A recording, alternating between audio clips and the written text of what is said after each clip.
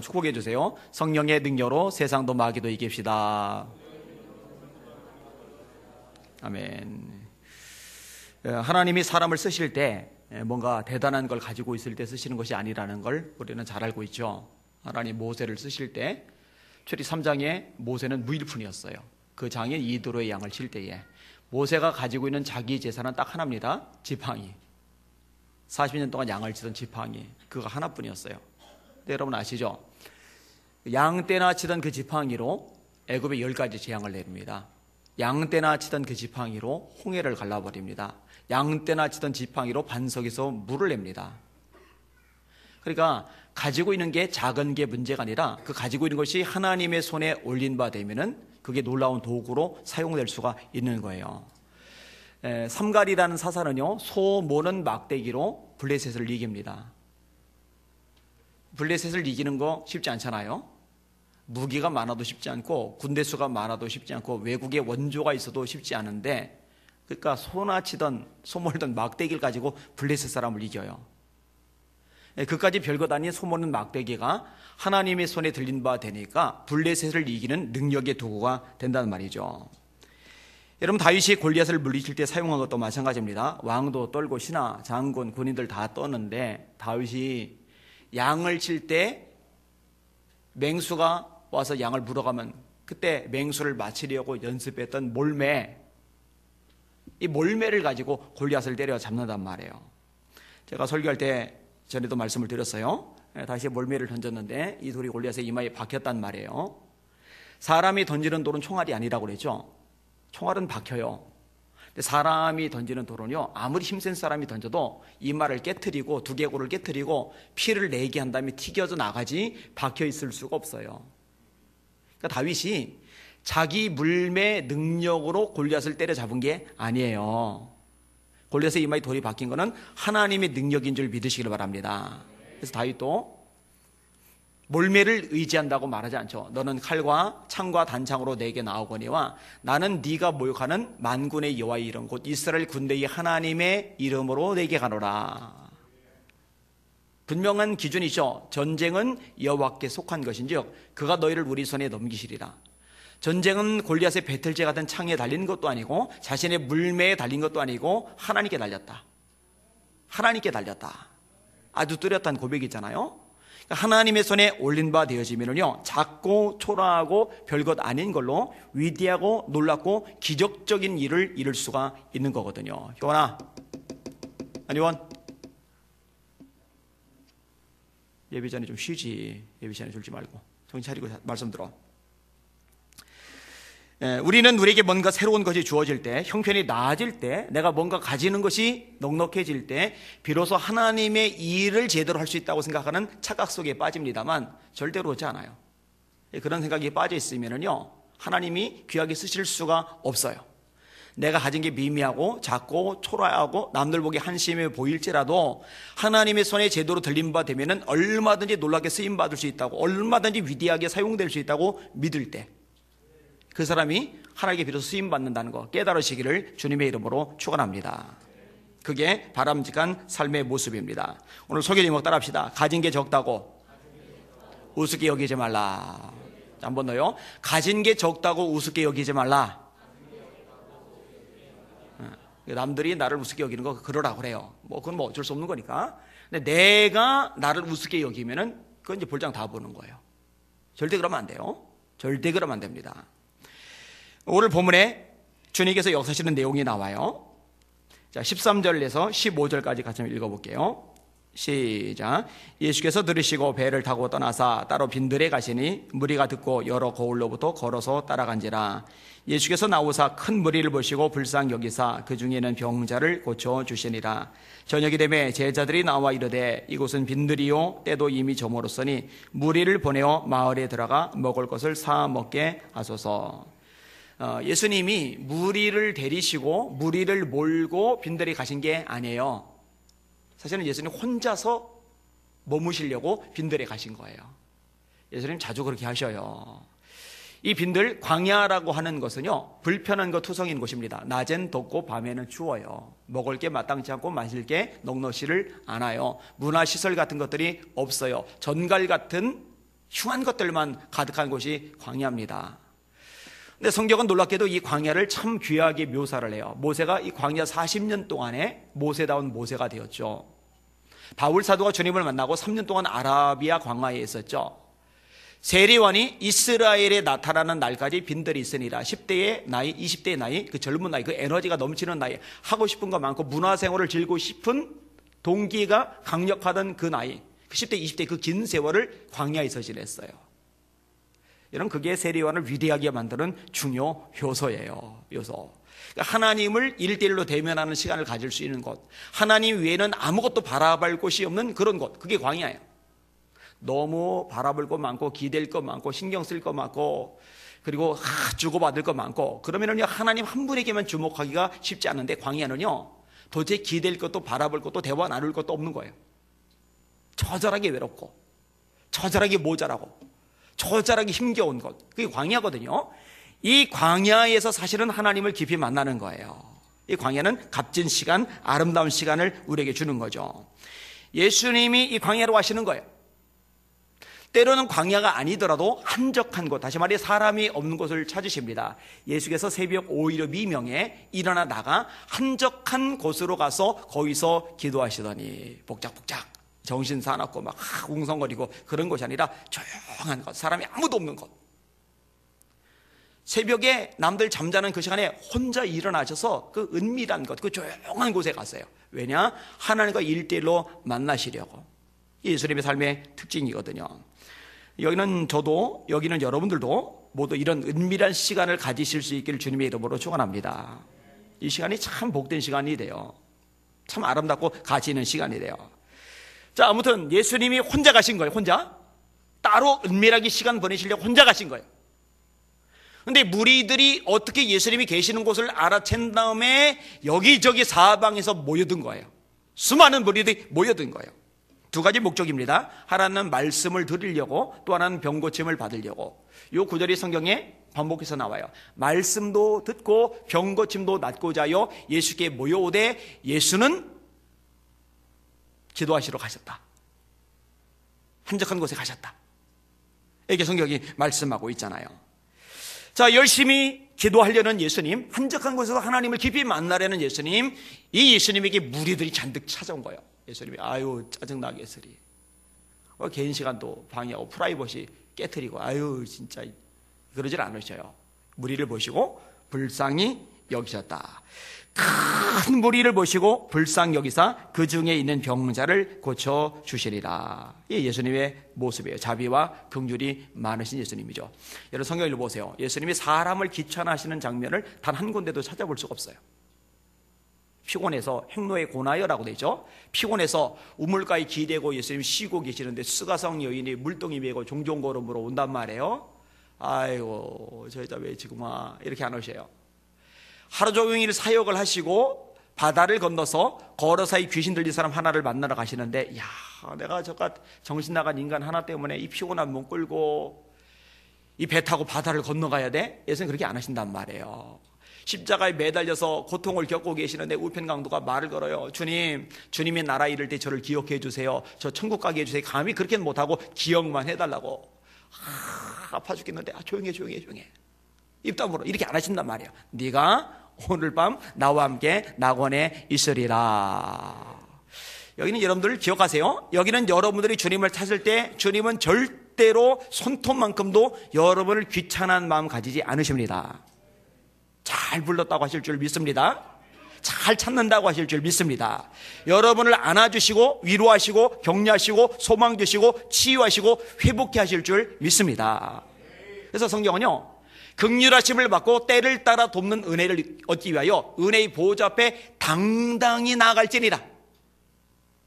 은혜의 보좌, 하나님의 은혜 자비가 부어지는 그 보좌 앞에 담대히 나아갈지니라. 당당하게 눈치 보지 말고 죄책감에 빠지지 말고 나 같은 게 나는 초라한 생각, 열등감, 자격심 따위 흐느끼지 말고 허느적거리지 말고 당당하게 나아가라고 말씀하고 계시는 거예요. 근데 우리 주님이 그런 주님이시니까. 자, 아무튼 말씀을 열심히 전하셨어요. 병자도 고치셨어요. 시간이 지나갔어요. 해가 저물었어요. 제자들이 예수님께 묻는 거예요. 이곳은 빈들입니다. 때가 이미 저물었습니다. 무리를 마을에 보내서 먹을 것을 사 먹게 하셔야죠.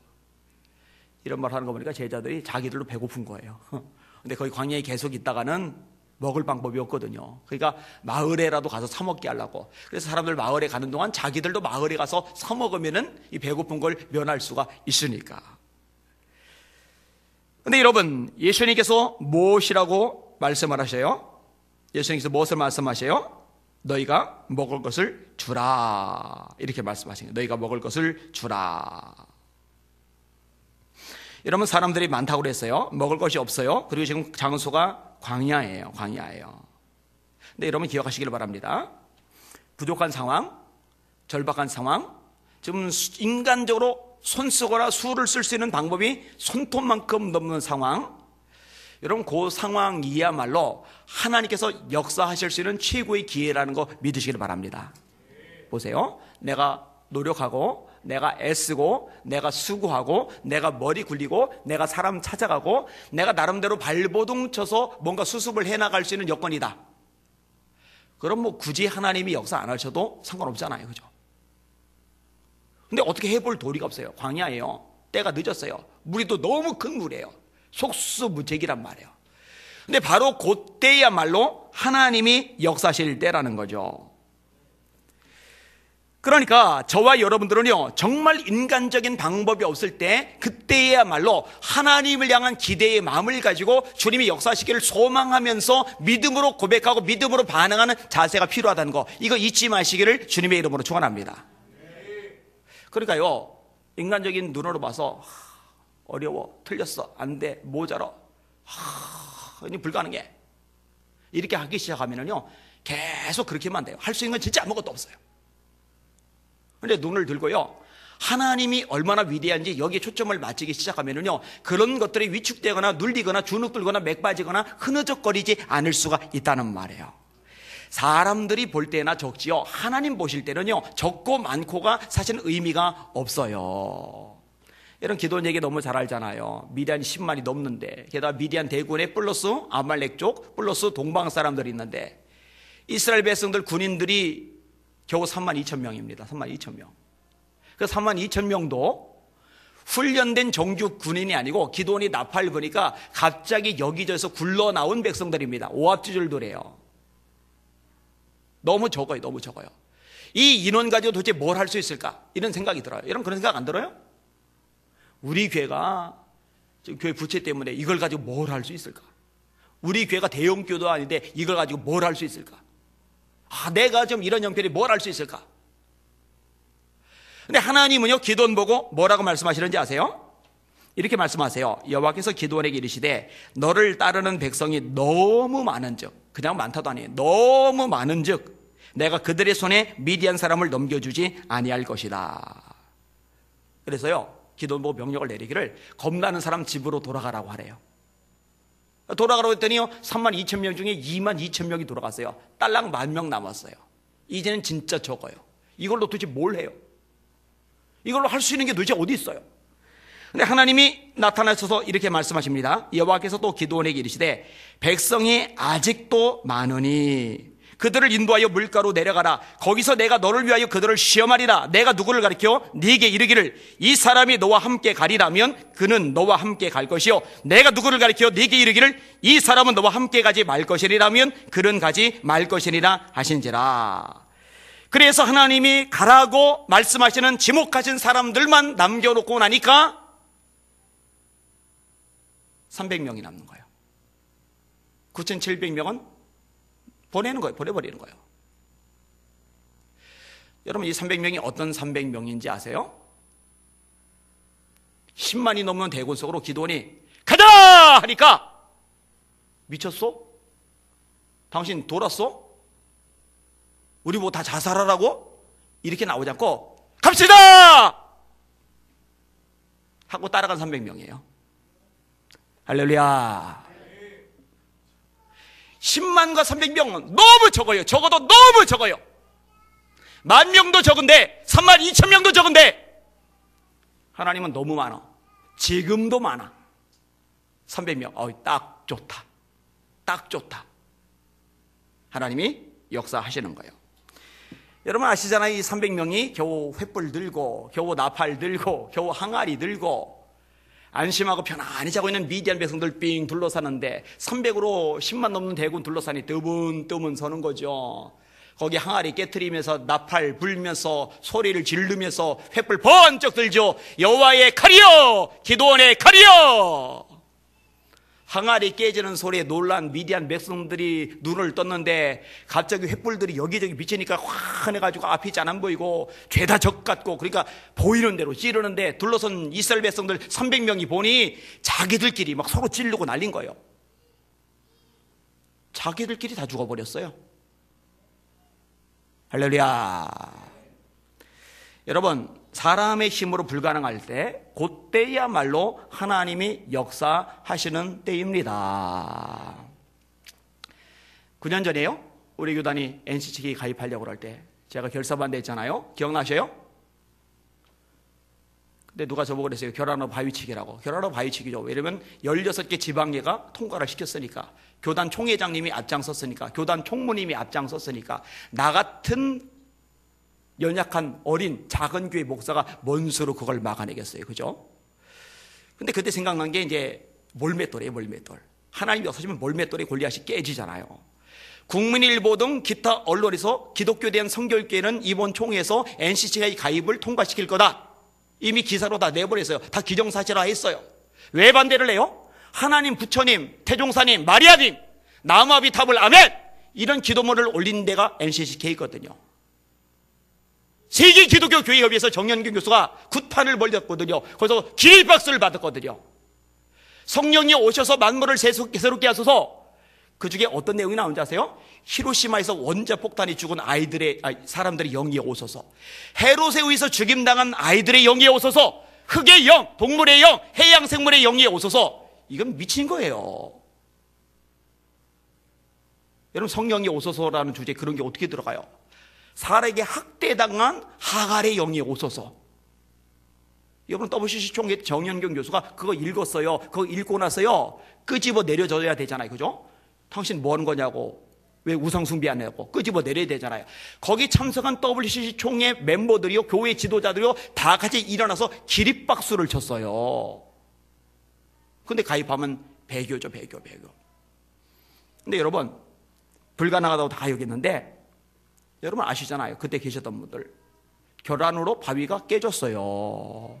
우리 교단 부결 돼버렸어요. 그때 우리 교회 청년들이 귀한 역할을 했어요. 그 교단 증경 총회장님들 이름으로 성명서를 썼잖아요. 그 성명서 내용은 제가 썼고 이름만 증경 총회장님들 이름이 들어갔어요. 그리고 우리 청년들이 가서 총회하는 날 저 세연교회에서 다 나눠주고, 그리고 그날 안건 상정조차도 안 돼버렸어요. 할렐루야. 여러분, 하나님이 역사하시면 됩니다. 하나님이 도와주시면 됩니다. 하나님이 함께 하시면 됩니다. 이걸 믿어야죠. 우리 하나님 엘샤다이, 전능의 하나님이라는 거, 이걸 믿어야죠. 인간의 막다른 골목이 하나님의 개입의 출발점이라는 거 깨달으시기를 예수님의 이름으로 축원합니다. 자, 그럼 주목할 것이 좀 더 있어요. 오늘 본문에서. 자, 16절과 17절을 같이 한번 읽어볼게요. 시작. 예수께서 이르시되 갈 것 없다. 너희가 먹을 것을 주라. 제자들이 이르되 여기 우리에게 있는 것은 떡 5개와 물고기 2마리 뿐이니이다 라고 하셨어요. 자, 너희가 먹을 것을 주라. 여러분, 예수님이 뭔가 말하고 행하라고 명령하실 때는요, 그것을 행할 수 있는 능력도 주신다는 거예요. 여러분, 하나님이 호렙산 떨기나무 붓고 앉아서 모세를 부르시잖아요. 40년간 바로 왕이 무서워서 숨어 지낸 모세 보고 바로에게 찾아가서 백성들 끄집어내서 그들 데리고 가나안 땅에 데려가라고 하잖아요. 모세가 기겁을 하죠. 보낼 만한 사람 보내세요. 나는 입이 둔합니다. 하나님이 계속 말씀하시는데도 뻗팅기다가 죽을 뻔했죠. 그런데 여러분 아셔요? 하나님이 모세에게 그 일을 하라고 말씀하실 때는 그 일을 할 수 있는 능력도 하나님이 주시겠다는 거예요. 기드온이 밀을 포도주들에서 숨어서 타작할 때 여호와의 사자가 나타나셔서 이렇게 부르세요. 큰 용사여, 여호와께서 너와 함께 하시도다. 너 이스라엘 구원해야 되라. 동네 아저씨들 무서워서 우상을 밤중에 몰래 숨어서 불살르는 기드온, 미디안 대군이 아니라 동네 아저씨들도 무서워서 겁먹는 기드온이 뭔 수로 미디안의 대군을 물리칩니까마는 하나님이 하라고 말씀하실 때는 그렇게 할 수 있는 능력도 주시는 줄 믿으시길 바랍니다. 그걸 믿어야 돼요. 저는 그걸 믿기로 결심했어요. 그리고 믿기 시작했어요. 그리고 믿기로 결심하고 믿기 시작하면서 믿을 수 없는 일들이 생기기 시작을 했어요. 그리고 제가 여러분에게 자꾸 도전하는 거예요. 이 비전 공유하세요. 동참하세요. 함께 갑시다. 하나님의 하나님 되심을 믿자고요. 하나님의 하나님 되심을 인정하자고요. 그분이 얼마나 위대하신지, 얼마나 놀라우신지, 얼마나 기가 막힌 분인지 같이 경험해 보자고요. 자, 이 중요한 시점에 쓰임받는 사람은 놀랍게도 그 가운데 와 있는 어른들이 아니었어요. 한 아이였어요. 그 아이가 자발적인 헌신을 합니다. 물고기 2마리, 떡 5개, 자기가 먹으려고 가지고 왔던 건데 자기가 안 먹고 그걸 예수님의 손에 올려드렸어요.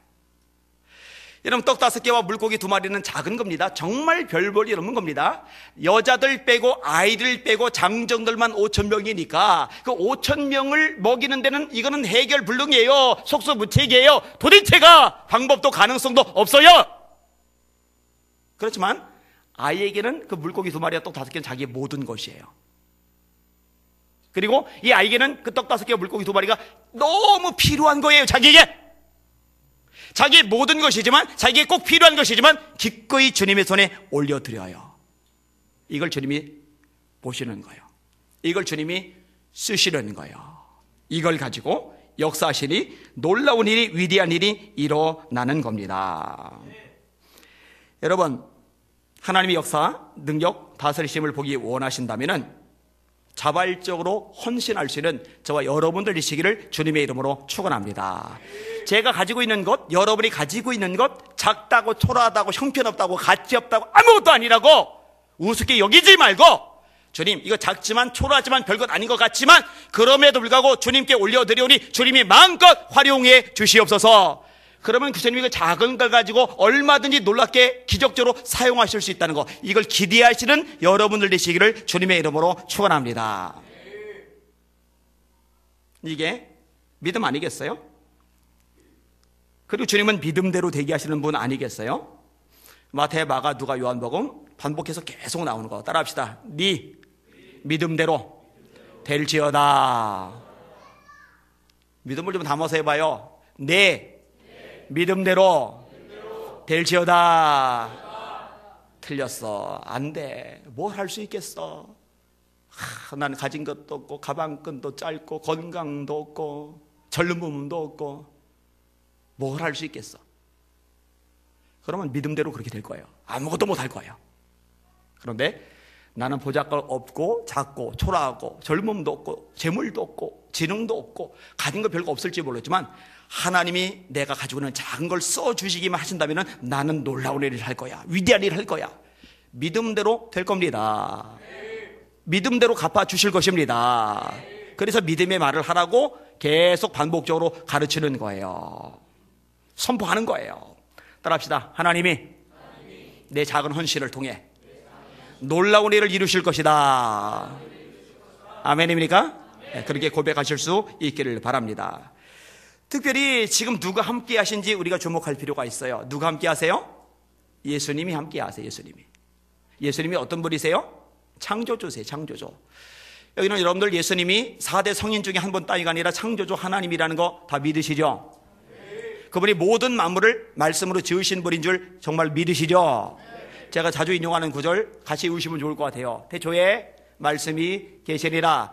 이 말씀이 하나님과 함께 계셨으니 이 말씀은 곧 하나님이시니라. 그가 태초에 하나님과 함께 계셨고 만물이 그로 말미암아 지은 바 되었으니 지으신 것이 하나라도 그가 없이는 된 것이 없느니라. 그 안에 생명이 있었으니 이 생명은 사람들의 빛이니라. 그가 없이는, 예수님이 없이는 하나도 창조된 게 없대요. 이 지구도 예수님 창조하신 거예요. 저 태양계도, 은하계도, 은하군도, 초은하단도 다 예수님이 창조하신 거예요. 이 어마어마한, 이 거대한 우주를 창조하신 분이라면 내 삶에 개입하셔서 어떤 창조적인 역사를 이루지 못하시겠냐 이거죠. 그러니까 저와 여러분이 주목할 거는요, 나도 아니고 사람도 아니고 형편도 아니고 문제도 아니고 장애물도 아니고 나와 함께 하시는 예수 그리스도 그분이거든요. 그분에게 저와 여러분의 눈을 고정시키실 수 있기를 주님의 이름으로 축원합니다. 제가 자주 인용한 구절 중에 또 하나가 이사야 40장인데 누가 신앙생활하다가 힘 빠지죠? 누가 신앙생활하다가 확 주저앉아 버리죠? 형편이 어려운 사람, 부도 맞은 사람, 죽을 병 걸린 사람, 인간관계가 다 깨져가지고 손가락질 당하는 사람, 그 사람이 주저앉느냐 힘 빠지느냐? 아니에요. 눈을 하나님께 고정하고 가야 되는데 이 눈 초점을 옆으로 돌리는 사람, 그 사람이 힘 빠지는 거예요. 어떻든 간에 이 눈이 하나님께 고정되어 있는 사람은 성경이 명확히 말씀합니다. 새 힘이 생겨납니다. 너는 알지 못하였느냐? 듣지 못하였느냐? 영원하신 하나님 여호와 땅끝까지 창조하신 자는 피곤치 아니하시며 곤비치 아니하시며 명철이 한이 없으시며 피곤한 자에게는 능을 더하시며 무능한 자에게는 힘을 더하시나니 소년이라도 피곤하며 곤비하며 장정이라도 넘어지며 자빠지되 오직 여호와를 앙망하는 자는 새 힘을 얻으리니 하나님을 앙망하는 자, 하나님을 바라보는 자는 새 힘을 얻으리니. 하나님 바라보는 사람이 새 힘 얻는 거예요. 사실 우리 힘은요 금방 고갈됩니다. 저도 똑같아요. 힘 쫙쫙 빠질 때 한두 번이 아닙니다. 그때 가만히 있으면요 진짜 흐느름을 무너져 버리고 말아요. 그때요 정신 바짝 차리는 거예요. 눈을 하나님께 다시 한번 고정하는 거예요.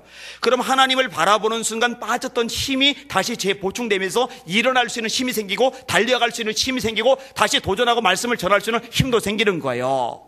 여호와를 앙망하는 자는 새 힘을 얻으리니 독수리가 날개치며 올라가 뜰 것이요 다른 박지라에도 곤비치 아니겠고 걸어가도 피곤치 아니하리로다. 예레미야가 고난을 많이 당했잖아요. 여러분 한두 사람만 나를 긁어도 힘 쫙 빠지고 미칠 지경이 되는데 예레미야는요 국가적으로 긁어요. 여호와여 주께서 나를 권유하심으로 내가 그 권유를 받았사오며 주께서 나보다 강하사 이기셨으므로 내가 조롱거리가 되니 사람마다 종일토록 나를 조롱하나이다. 한둘이 아니라 사람들마다 모든 사람들이 하루 종일 나를 조롱해요. 내가 말할 때마다 외치며 파멸과 멸망을 선포함으로 내가 여호와의 말씀으로 말미암아 종일토록 지옥거리가 됨이니이다. 그런데 이런 예레미야가 왜 안 무너졌는지 아세요? 그러하오나 여호와는 두려운 용사가 되시며 나와 함께 하시는 고로 나를 박해하는 자가 나를 이기지 못할 것이니이다. 할렐루야. 뭘 기억해내요? 다 조롱하는데, 비우는데, 치욕을 주는데, 조롱, 치욕, 모욕, 비방, 이 네 가지 단어.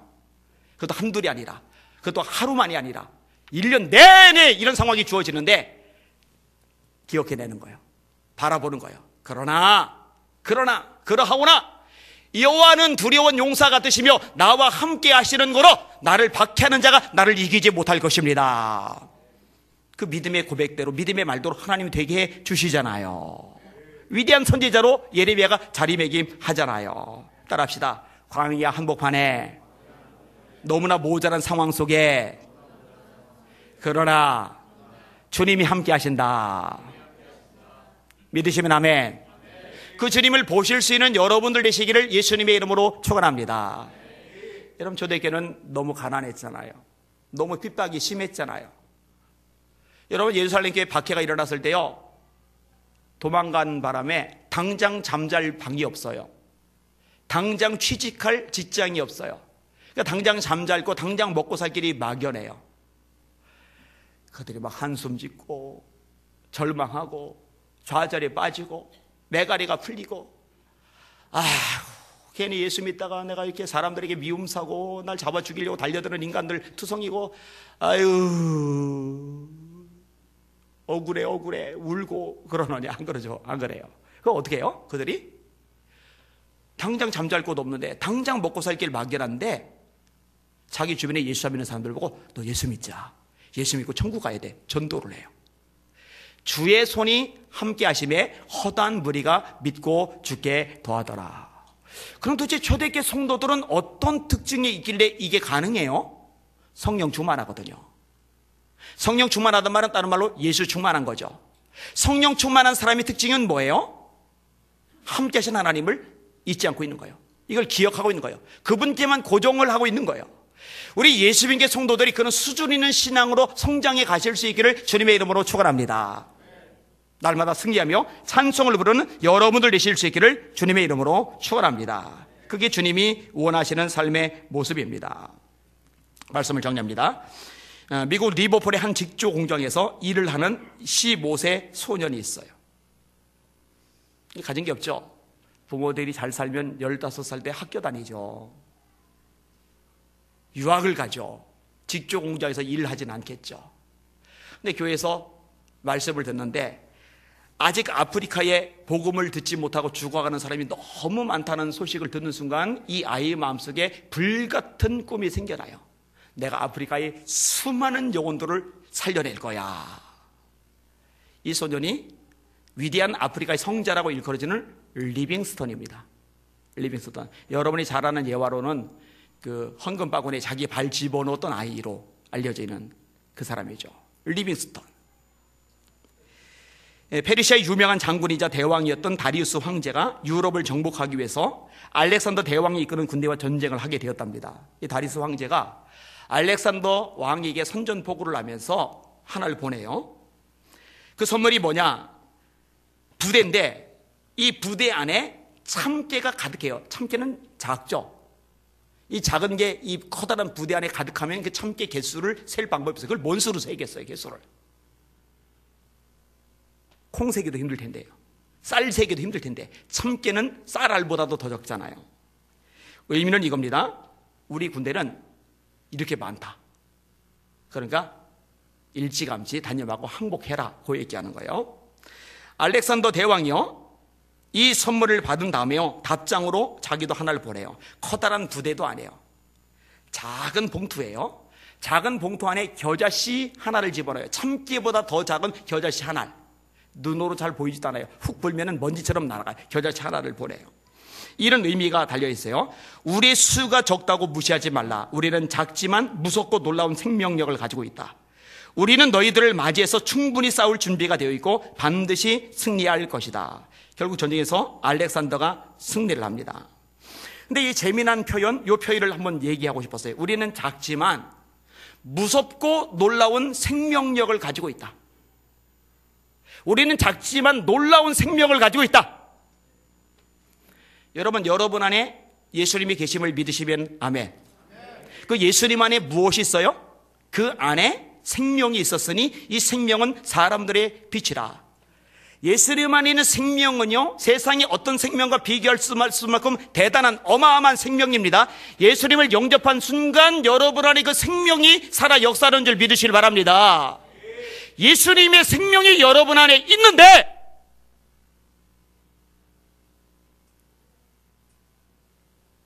뭐가 문제예요? 뭐가 문제예요? 뭐가? 여러분, 가장 위대한, 가장 대단한, 가장 엄청난 것을 이미 가지고 있는데 가진 게 적다고 맥 빠져 있을 수 있느냐 이거죠. 그럴 수 없고 그래서도 안 됩니다. 잘 들으세요. 별것 없는 가룟유다 뺀 11명의 제자들, 그들이 진짜 땅끝까지 주님의 증인 되리라고 누가 상상을 했겠어요? 그렇게 되게 만드신 분이 우리 예수님이세요. 반석까지도 않은 인간 베드로 보고 너는 반석이라. 너는 반석이라. 제가 사사기 설교에서 주님의 부르심은 주님의 의도이고 주님의 의도는 주님이 이루신다고 말씀을 했어요.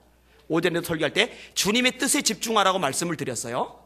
환경 집중하면 아무것도 못합니다. 처지 집중하면 아무것도 못합니다. 인간관계 집중하면 아무것도 못합니다. 그런데 하나님께 집중하고 그분의 뜻에 집중하고 기꺼이 발을 내디딜 때, 기꺼이 믿음으로 반응할 때, 기꺼이 믿음으로 전진하며 도전하며 싸우고 취해할 때, 그때 인간적인 수단 방법으로 할 수 없었던 위대한 일, 놀라운 일, 기적 같은 일, 세상 사람을 놀라게 할 수 있는 일들을 비로소 해낼 수 있게 될 것입니다. 믿음대로 될지어다. 믿음의 종들, 믿음의 능력자가 되시기를 예수님의 이름으로 축원합니다. 오늘 설교 제목 따라합시다. 가진 게 적다고 우습게 여기지 말라. 그런 얘기 앞으로 절대 하지 말아요. 절대 하지 말아요. 여러분, 제가 여러분 앞에서 나는 팔이 하나밖에 없어 그런 얘기 합니까? 그죠? 나는 건강이 없어 그런 얘기 합니까? 건강이 없으면 뭐 어때 그렇게 얘기하잖아요. 팔 하나 없으면 뭐 어때 그렇게 얘기하잖아요. 그죠? 큰 교회 담임 목사 아니면 뭐 어때 그러잖아요. 그죠? 하나님 들으시니까. 여러분, 생각을 바꾸셔요. 여러분, 말을 바꾸셔요. 작다고 우습게 여기지 말고 그 작은 걸 하나님의 손에 올려드리고 하나님 마음껏 쓰세요. 위대하게 쓰세요. 놀랍게 쓰세요. 하나님이 하나님 되심을 얼마든지 마음껏 세상 사람들에게 보여주시옵소서. 제가 그 통로가 되게 하여 주시옵소서. 앞으로 이렇게 반응하시고 도전하시고 승리하시는 우리 성도들 되시기를 예수님의 이름으로 축원합니다. 아멘. 찬양 같이 할게요.